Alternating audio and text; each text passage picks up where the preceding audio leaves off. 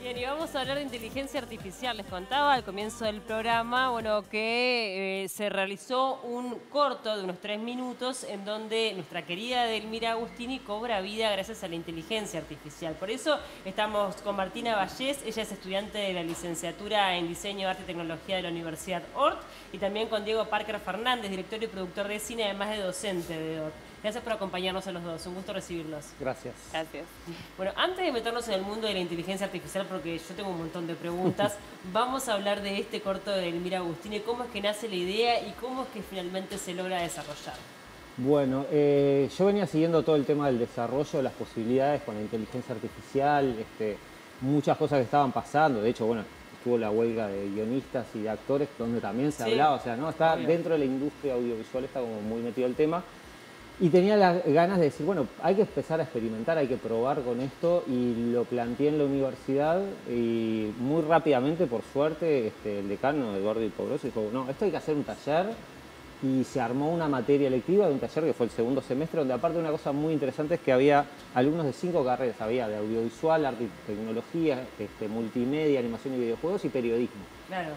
Fue como, ¿no? Y bueno. Bien interesante, sí, obviamente para poder cubrir todas las áreas y tener la información clara, me parece muy bien. Y también era como, había que investigar, que producir y que reflexionar. Eran como las 3 áreas que abarcamos, pues todos era tipo, bueno, a ver cuáles son las herramientas, cuáles hay, para qué sirven, cuál nos sirve más. Y a su vez, en paralelo, la parte de toda la investigación para el tema del Mira, que en eso fue lo más tradicional y convencional, pues fue ir a la Biblioteca Nacional, entrevistar. Sí, bueno, hablar del femicidio, que en su momento pasó, obviamente que, bueno, por la época y por los tiempos, subestimado, pero bueno, que sabemos que así ocurrió, y la postura un tanto feminista que tenía Delmira, ¿no? Por haber sido de repente la primera en haberse separado por motus propio. Sí, eso surgió. Sí, totalmente, incluso en los temas que ella habla, o sea, la voz que ella encontró y que empezó a ejercer muy de chica, como que revolucionó totalmente en su momento la época, y la gente como que... Y se logró consolidar, porque diciendo lo que decía y escribiendo de la forma en la que escribía en esa época, o sea, creo que son cosas que incluso hoy en día capaz que te remueven un poco y decís, como que fuerte, y sí, ella cumplió un rol re importante para... ¿Y cómo fue la elección de la persona, no? Porque obviamente nace la idea, ¿por qué Delmira? Bueno, esa la elegí yo. Sí, fue como la consigna, pero venía pensando y dije, bueno, aprovechemos, o sea, no estas herramientas para hacer algo que podríamos hacer de manera convencional, sino, por ejemplo, para darle voz a alguien que estuvo muerta, que de hecho, dentro de la investigación buscamos y no hay registro de cómo era la voz de ella, porque todavía no se podía registrar. Sí había muchas fotos, eso yo lo sabía, porque el padre era uno de los pocos que tenía cámara, le sacaba muchas fotos. Que es interesante también toda la parte de la familia, cómo la impulsaban. O sea, no fue solo ella, sino que había una familia atrás que la impulsaba, la apoyaba.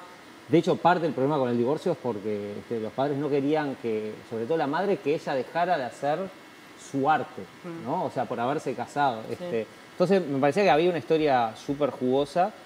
Y nos pasó también que hubo como 2 cosas. Por un lado, el decir, bueno, no quedémonos solo como con la tragedia de Mira, sino rescatar lo bueno, ¿no? Que la tipa escribía, pintaba, tocaba el piano, o sea, era una persona súper interesante.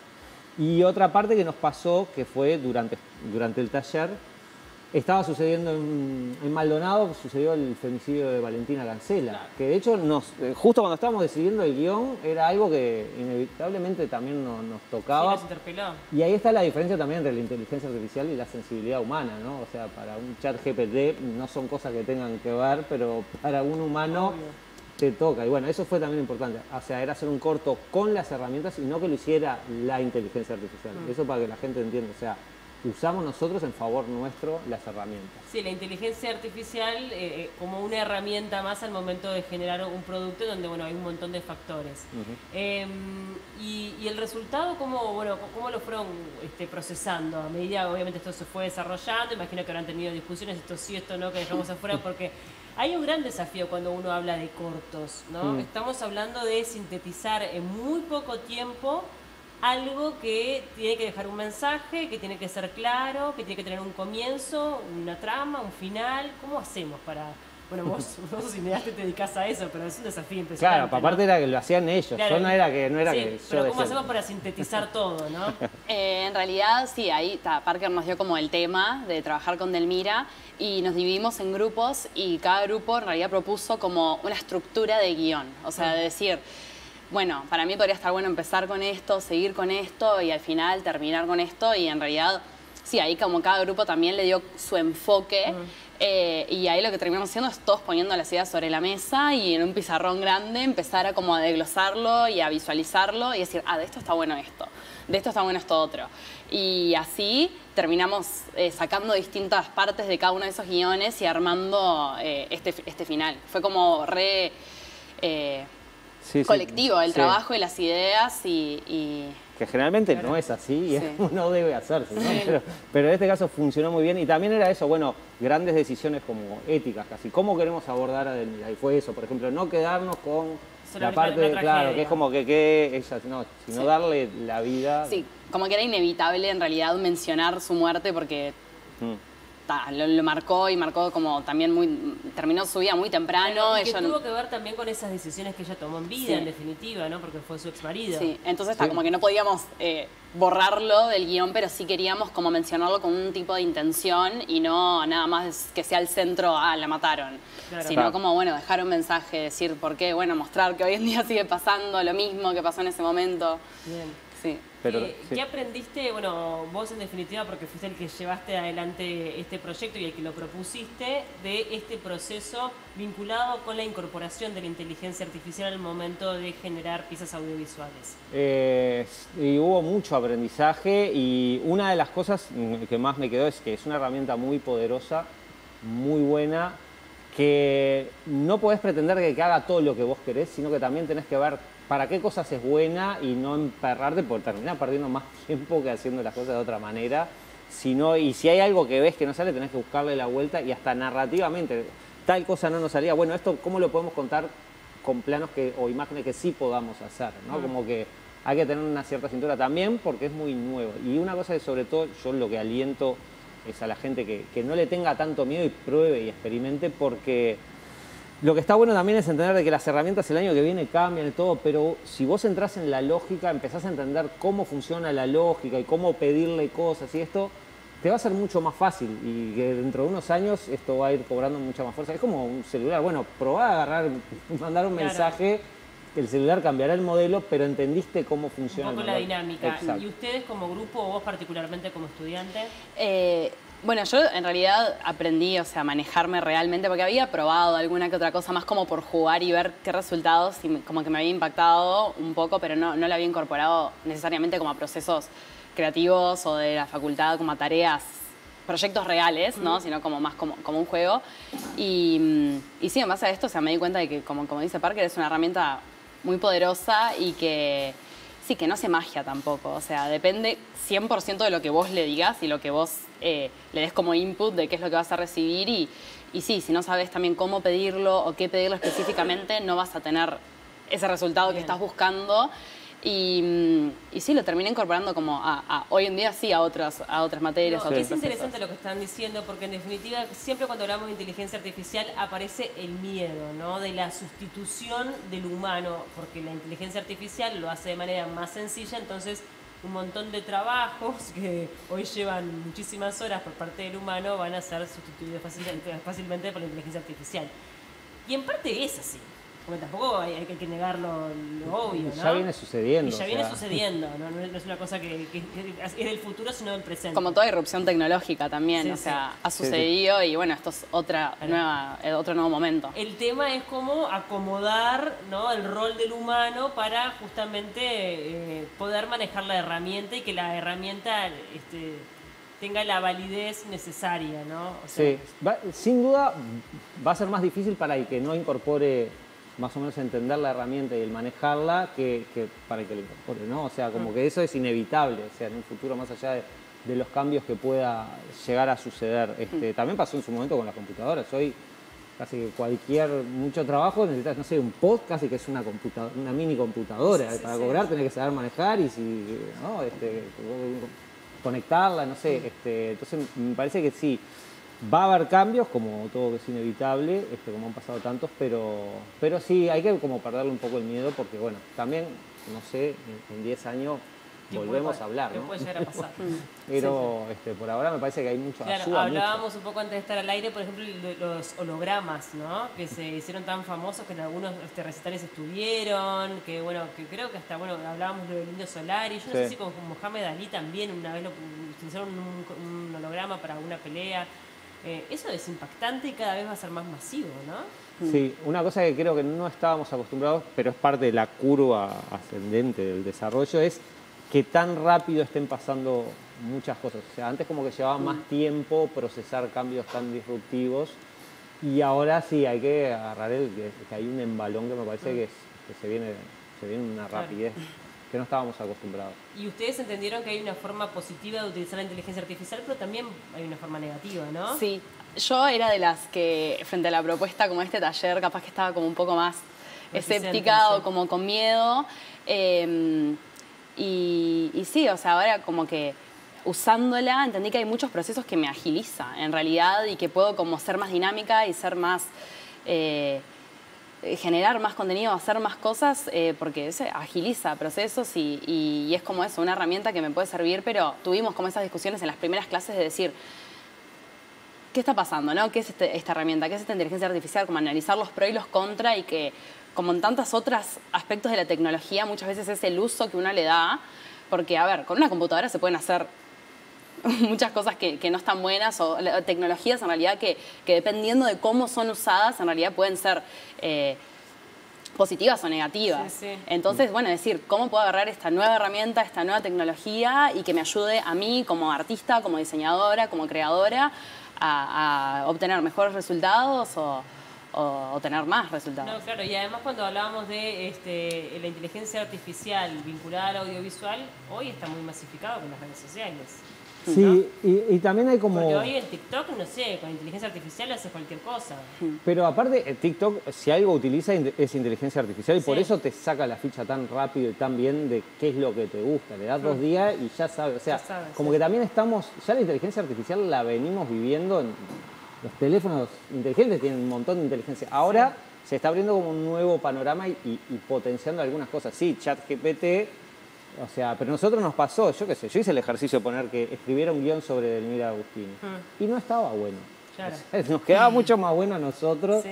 Como que... Por ahora no. El Por tema ahora es que, no. claro, que con el paso del tiempo, supuestamente, y con la información que se le va a ir agregando, va a ir perfeccionando su manera. Eso va a suceder. Y lo que sí me parece que es como una de las grandes aprendizajes también últimamente es tipo, bueno, ya no podemos dar por sentado que nada de lo que veamos realmente es cierto. O sea, cualquier cosa que veamos, no podemos asumir de que... Es muy fuerte. Bueno, pero es la mejor manera de ser...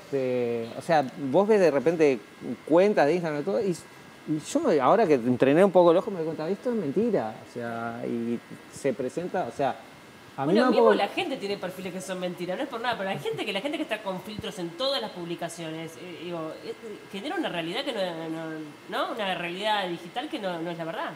Sí, pero hay como eso, ¿no? Se abren como puertas que son como, que te dan como, ¿no? Peligrosas o qué miedo, pero después hay otras cosas que son maravillosas, agilita mucho, sirve mucho, o sea... Por ejemplo, ¿en qué notaron que agilizó el trabajo como para bajarlo a tierra y que la gente que esté del otro lado lo pueda entender? O al menos en este proceso, ¿en qué lo utilizaron y que de repente lo pudieron aplicar con facilidad?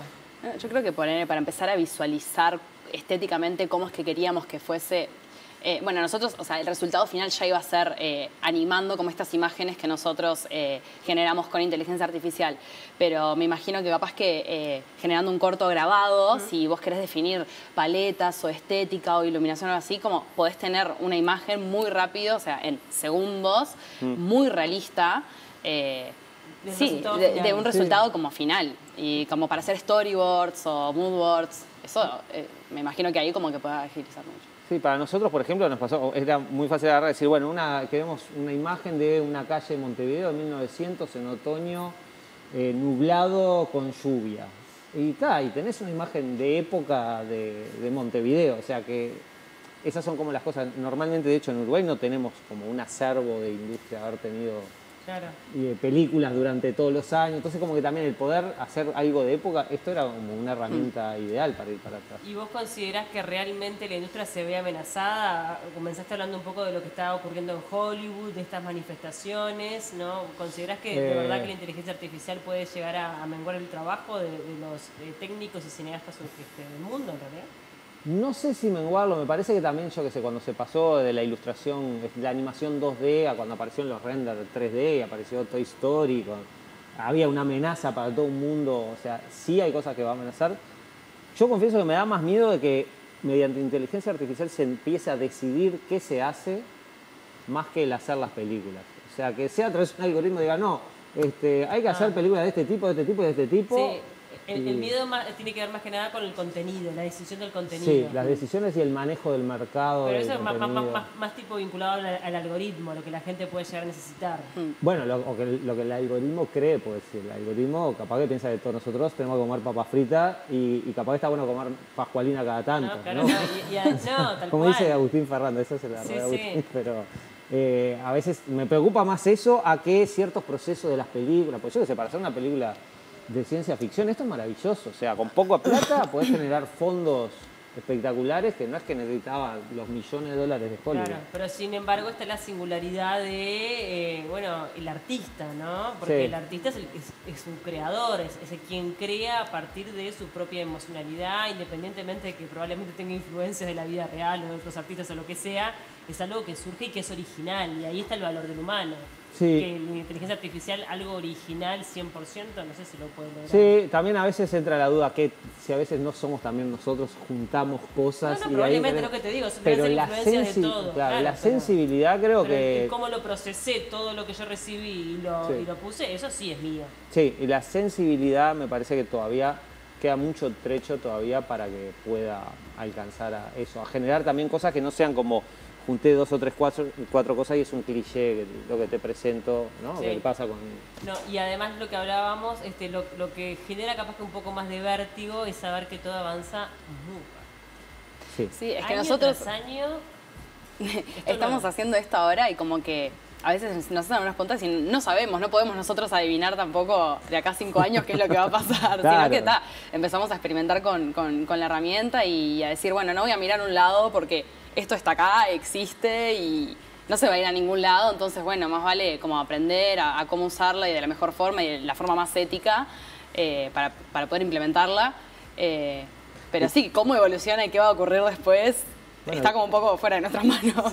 Durante el propio taller iban surgiendo nuevas versiones de las mismas herramientas que estábamos usando. O sea, Claro, durante el semestre te iban cambiando y incorporar. Salía una nueva actualización. Ay, y que es tipo, tremendo desafío también para la docencia, imagino, Sí. que está vinculado con todo lo que tiene que ver con la información, hasta también con lo que es ingeniería de sistemas y demás. Todo se cambia tanto que lo que vos hoy estás enseñando, probablemente cuando termine la carrera esa persona, ya sea obsoleto. Sí, y también vos no podés pedir lo mismo como docente, lo mismo que pedías hace 2 años. O sea, bueno, hacerme un trabajo escrito sobre tal cosa y eso es como muy fácil resolverlo. Es como antes cuando te decían, bueno, hacé las cuentas y no, era bueno, pero no traigan calculadora. En un momento dejó de... Claro, sí, Pasó a sí. ser como, bueno, usá la calculadora, Obvio, sí, te sí, planteo otras cosas para que eso... El desafío más que nada está en enseñar a pensar o en enseñar a adquirir determinado conocimiento con rapidez o qué sé yo, no sé. Y sobre todo me parece eso que está bueno, por ejemplo, con de la Universidad de la ORT, el tema de ponerlo ya arriba de la mesa en el ámbito académico, ¿viste? Investigar, reflexionar, producir, o sea, ¿qué vas a esperar? O sea, es ya y me parece que estas experiencias así están buenas porque es eso, te van poniendo encima, que también nos encanta a los humanos. Bueno, cuando llegue el problema ¿no? Sí, claro. Bueno, no. pero en realidad es como decís vos, es una situación que ya está absolutamente instalada en el mundo y que no se puede dejar de mirar, ¿no? Sí. ¿Dónde pueden los televidentes acceder a este corto de Delmira? Lo más fácil es que YouTube no me mata la muerte, Delmira Agustini, y por la duda, inteligencia artificial, pero está en la web de la Facultad de Diseño y Comunicación de la Universidad. Bueno, o en la web de la Universidad ORT, Sí. o si no, lo YouTube. Del Mira. YouTube. Sí. Y bueno, son 3 minutos y capaz que este fue el comienzo de una nueva etapa, ¿no? Porque capaz que esta herramienta de inteligencia artificial se suma ahora a lo académico, ¿no? Y esperemos, sí, es como medio inevitable. Si no es hoy, es Sí, mañana. bueno, en nuestra carrera incluso, o sea, ya se venía como incorporando en algunas materias, en algunas partes. Sí, también como una herramienta como para generar imágenes, para poder visualizar algunas cosas y que, por ejemplo, en narrativa transmedia, que en realidad como que el objetivo no es lograr como un corto o algo así, pero sí está bueno ya poder dar imágenes o mostrar cuál es tu idea, ¿viste? Poder plasmarlo visualmente, esta idea que vos tenés, aunque el objetivo es otro. Pero bueno, decían, bueno, pueden usar esto para herramienta para plasmar y mostrar por dónde es que iría este corto o esta narrativa. Sí, para los docentes también como protocolo de cómo usarla y ya está también instalado. Está buenísimo. Bueno, muchas gracias a los dos por acompañarnos. Un gusto recibirlos. Quedan todos invitados para ver este corto sobre Delmira Agustini, que utiliza la inteligencia artificial. Y bueno, ya no tenerle miedo, aceptar lo que el mundo propone. Que prueben, que entren, probar, que prueben. e intentar, bueno, tener criterio, sentido común, que a veces es lo que más falta. Gracias por acompañarnos.